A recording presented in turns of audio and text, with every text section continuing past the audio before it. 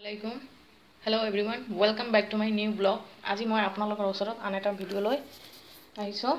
মই এইবিলাক হয় বৰ্ণি চাউল এইবিলাক মই তিয়াই ৰাখিছো আৰু তিয়াই ৰখাৰ পিছত এইখিনি এটা কাপড়ত মই বিছাই দি ৰাখিছো যাতে চাউলৰ পানীখিনি যাতে এনেকুৱা হয় শুকাই যায়। তাৰ পিছত মই 2 পোৱা মান লৈছো। ইয়াত মই মিক্সিত পেষ্ট বনাই ৰাখিছো। ইয়াত পেষ্ট হৈ গল আৰু এটা কথা যদি আপোনাৰ চাউলখিনি পুৰানা চাউল হয় জহবৰা কোনোবা জহবৰা কয় কোনো বন্নি ধানৰ চাউল কয় এইখিনি চাউল যদি আপোনাৰ চাউলখিনি যদি আগৰ পুৰানা হয় তেনেহলে পানীখিনি চাউলৰ যিখিনি আটা আছে সেইখিনি শুকাই যায়। তাৰ পিছত আপুনি কি কৰিব তেনেহলে আপুনি অকনমান পানী ছটিয়াই দি এনেকৈ মাখি লোৱাৰ পিছত এই চালনীৰ সহায়ত চালি ল'ব। আৰু যদি নতুন ধানখিনি নতুন হয় তেনেহলে আটাখিনি ৰৈ থাকে ধানৰ লগত এইখিনি আৰু সেইখিনি ধানৰ চাউলখিনি পানী দি এনেকৈ কৰিব নালাগে আৰু পুৰানা চাউল হলে এনেকৈ কৰিব।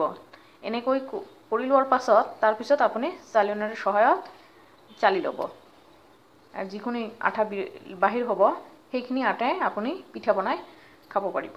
এইখিনি মই তিল মিঠাই দি মাখি লৈছো ভালদৰে। এইখিনি ষ্টাফিং বনাই লৈছো পিঠাৰ লগত ভিতৰত দি দিম। মই তাৱাখন তৱাত বনাই লৈছো তাৱাখন গৰমত দি দিছো। এতিয়া মই অকণমান আঠা দি দিম।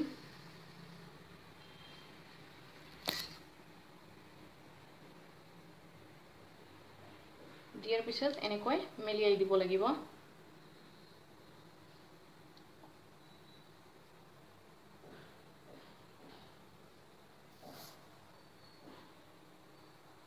যাতে বেছি গৰম নহয় অকণমান যাতে গৰম হয় তাৱা বা কেৰাহী যিকোনোতে আপুনি বনাব পাৰে। আৰু এটা মন কৰিব যাতে যিখিনিত আপুনি বনাব বিচাৰে তাৱা বা কেৰাহী সেইখন যাতে লোহাৰ হয়।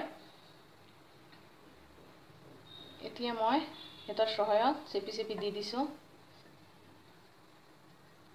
এতিয়া মই হাতেৰে এনেকৈ চেপি চেপি দিম।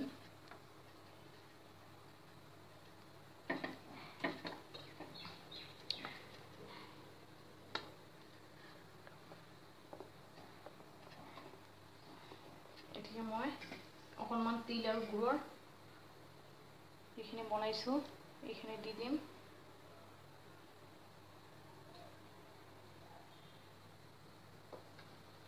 এতিয়া এখন চাকুৰ সহায়ত মই এইখিনি যাতে ওলট পালট কৰি দিম ইফাল সিফাল।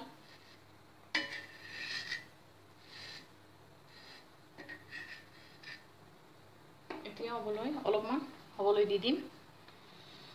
আৰু এটা কথা মন কৰিব যেতিয়া পিঠাখিনি হৈ যাব তেতিয়া এই নিচৰ ভাগখিনি ওপৰলৈ উঠি আহিব ধৰিব তেতিয়া আপুনি জানিব যে পিঠাখিনি মোৰ হৈ গৈছে। তেতিয়া আপুনি মেৰুৱাই দিব পাৰিব। এতিয়াও হোৱা নাই আকৌ ওপৰলৈ উঠিব।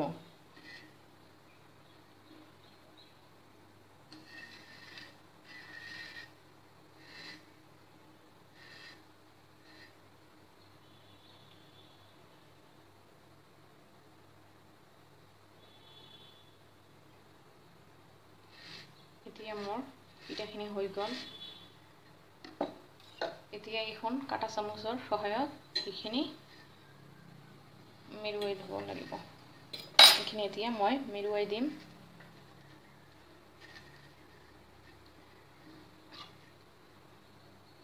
এনেকৈ চেপি চেপি দিব লাগিব। এতিয়া হৈ গ'ল এইখিনি পিঠা।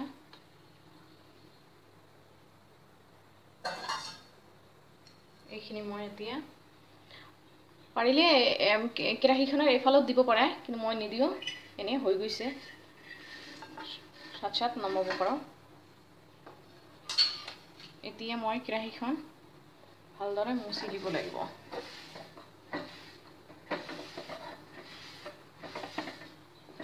যাতে কোনো আটা বা লাগি নাথাকে। এতিয়া মই বাকী আটাখিনি দি দিম।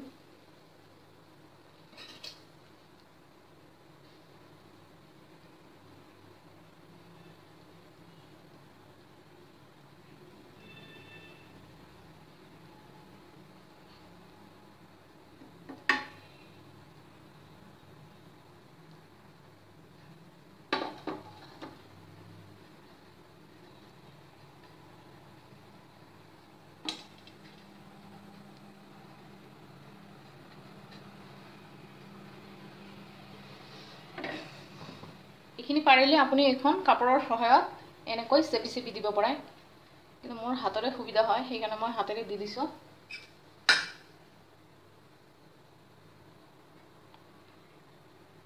আৰু যিখিনি পিচ মই বনাই লৈছোঁ পিঠাগুড়িৰ কাৰণে, সেইখিনি পেষ্টখিনি যাতে শুকান হয়, আৰু যেতিয়া বেছিকৈ আপুনি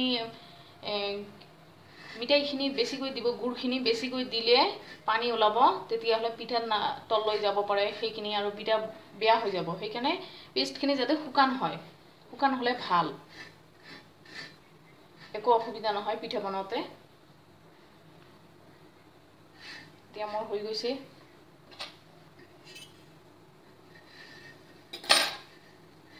এনেকৈ টানি আনি এনেকৈ মেৰুৱাই দিব।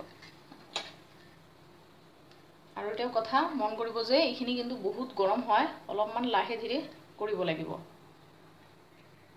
এতিয়া মোৰ পিঠাখিনি হৈ গৈছে, অকণমান আঁচ খোৱাৰ পিছত নমাই দিম।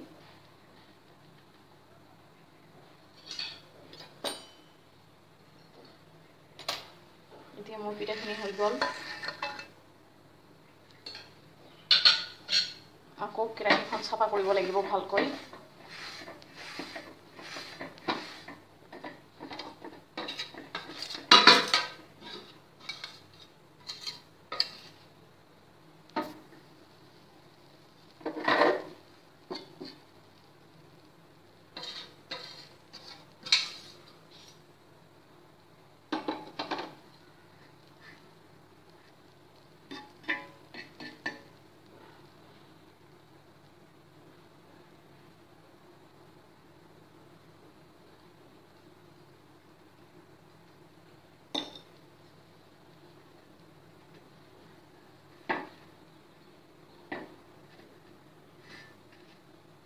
পিঠাগুড়িৰ আটাখিনি মোৰ প্ৰায় শেষ হ'ব ধৰিছে, সেইকাৰণে এইখন সৰু হ'ল।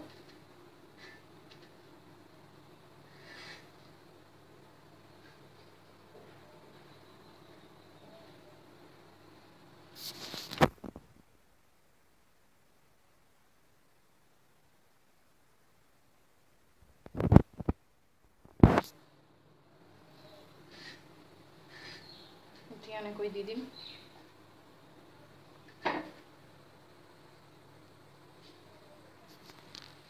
এতিয়া মোৰ পিঠাখিনি প্ৰায় বনা হৈ গৈছে। চাওকচোন কিমান যে ধুনীয়া হৈছে, আৰু মই এটা টেষ্ট কৰি খাই পেলাইছোঁ, বহুত ধুনীয়া হৈছে।